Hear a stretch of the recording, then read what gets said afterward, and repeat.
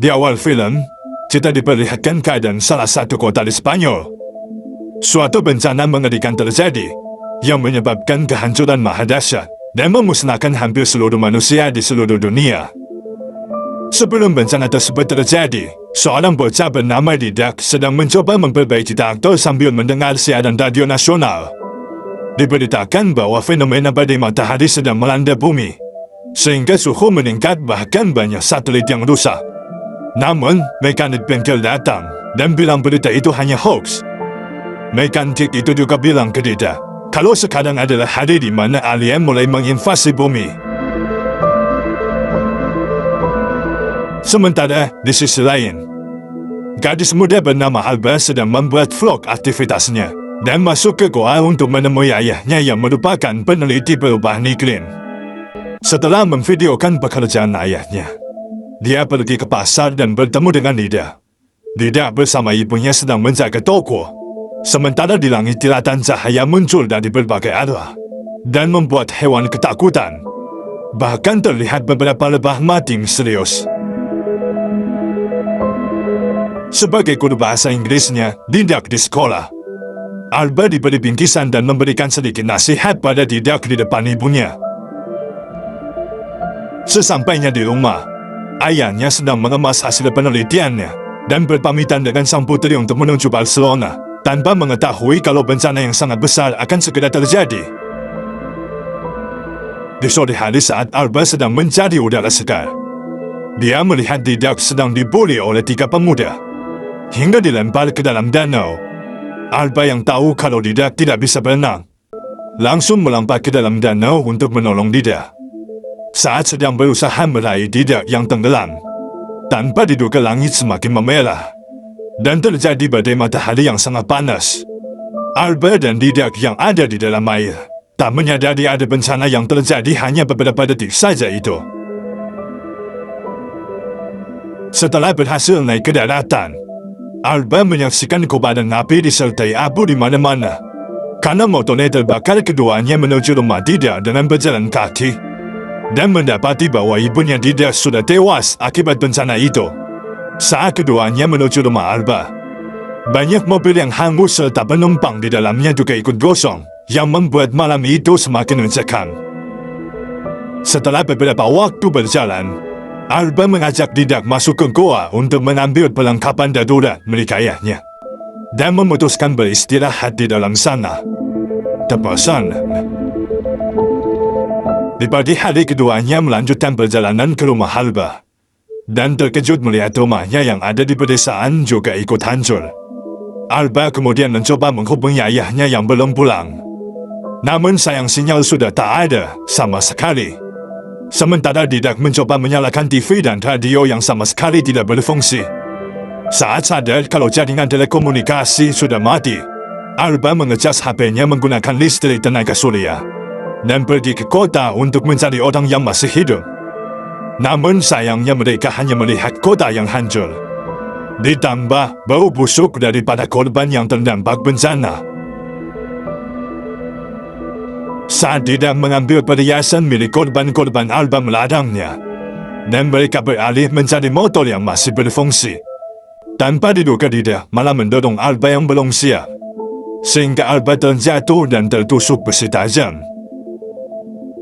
Setelah sampai di rumah, Alba mengobati lukanya dengan peralatan medis seadanya, tanpa menyadari kalau dirinya berisiko mengalami penyakit tetanus. Selama beberapa hari karena lukanya tidak ditangani dengan tepat, Alba mengalami demam tinggi dan lukanya semakin memburuk. Alba pun berkata pada Didac bahwa dirinya membutuhkan suntikan antibiotik, sehingga Didac langsung keluar mencari di kota pada tengah malam, walaupun Alba sempat melarangnya.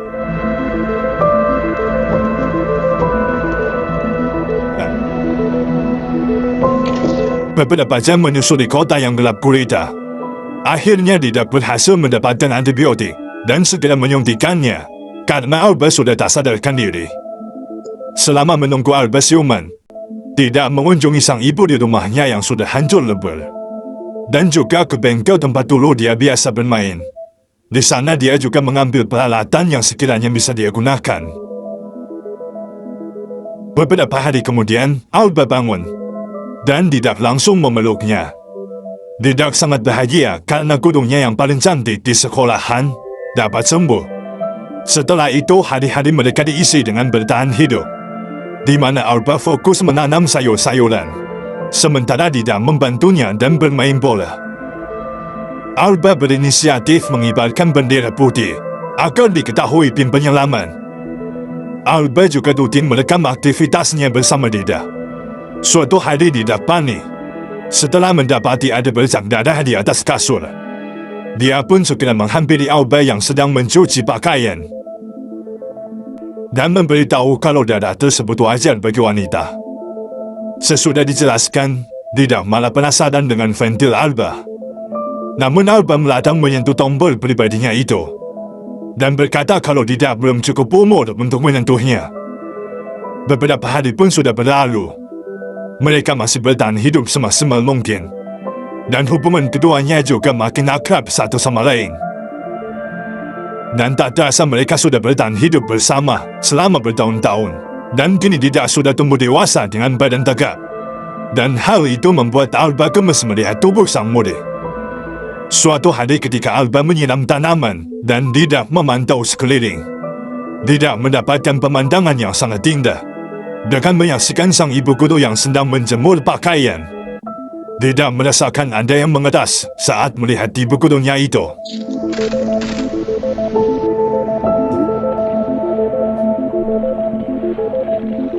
Setelah itu, Didak memutuskan ke bengkel untuk memperbaiki traktor dan membawanya ke rumah.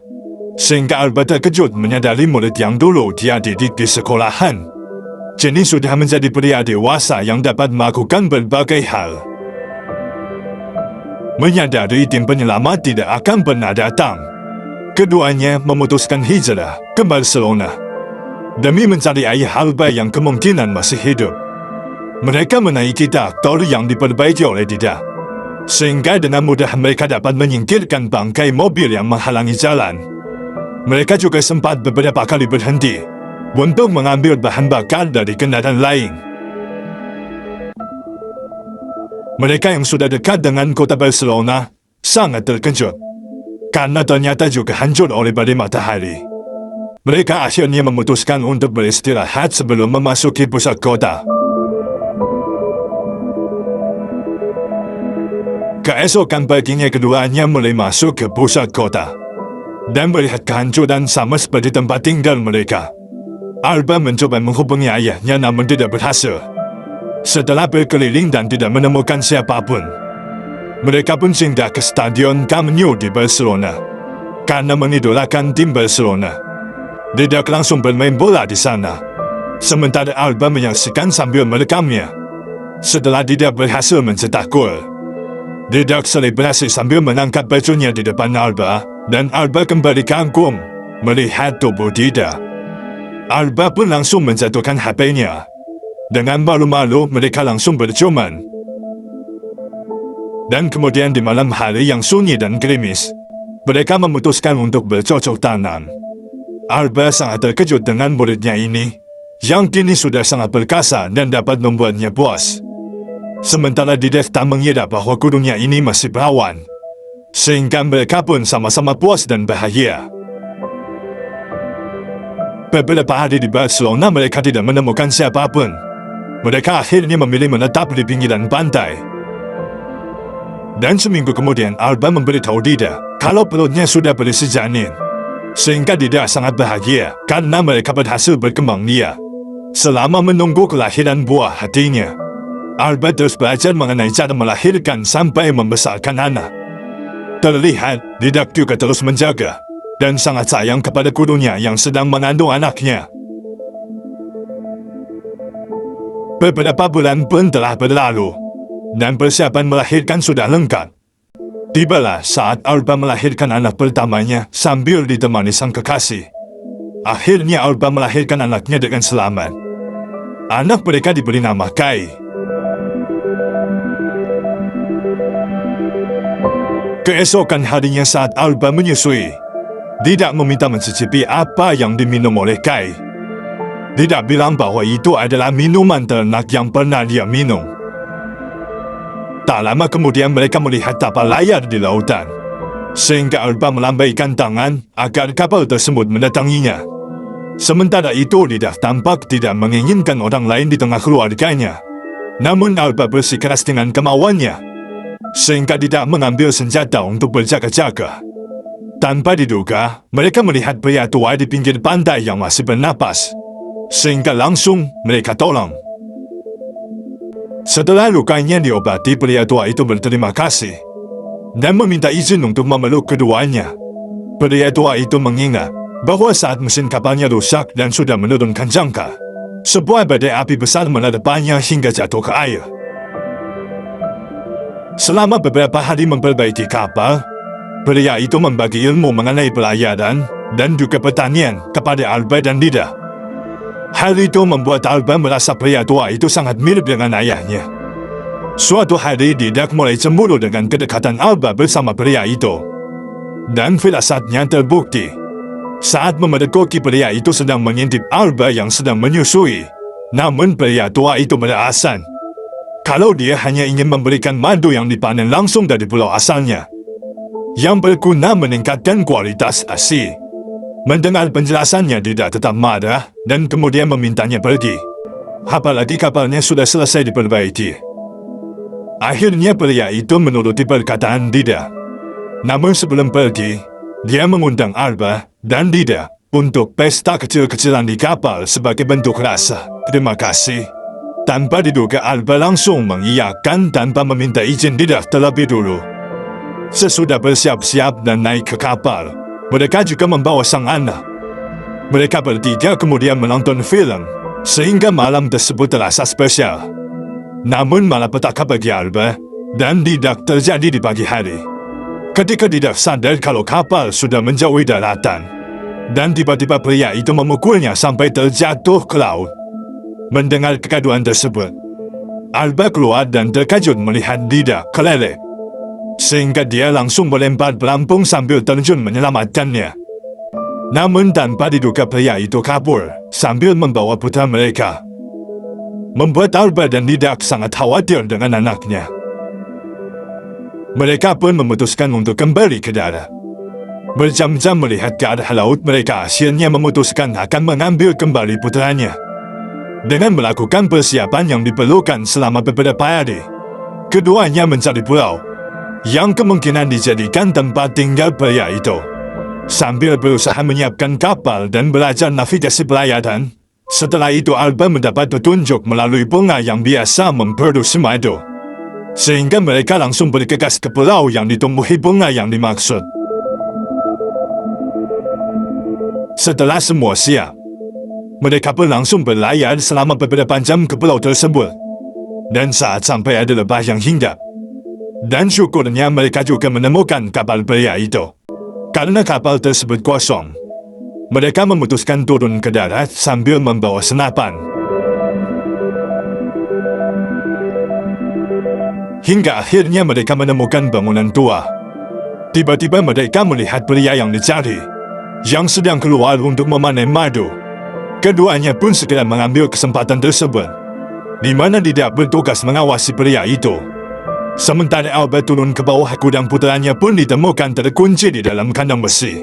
Sehingga Alba meminta bertukar posisi agar Lidah membuka kandangnya.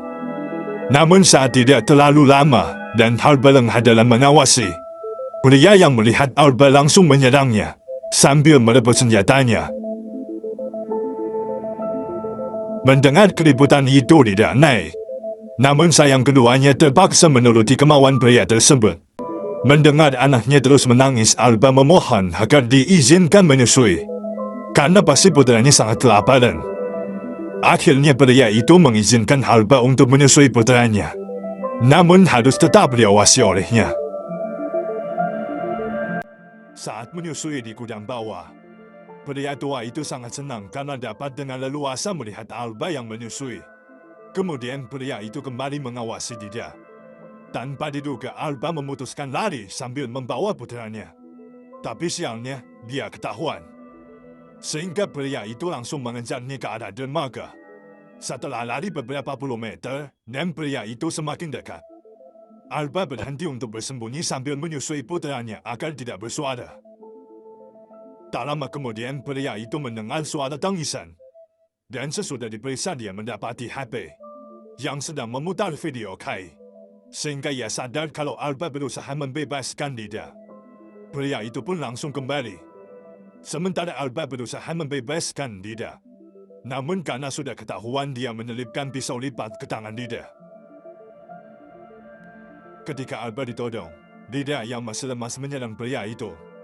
Namun sayang serangannya tidak maksimal karena Lida masih lemas. Albert pun mengambil senjata yang terjatuh dan mengarahkannya ke pria itu.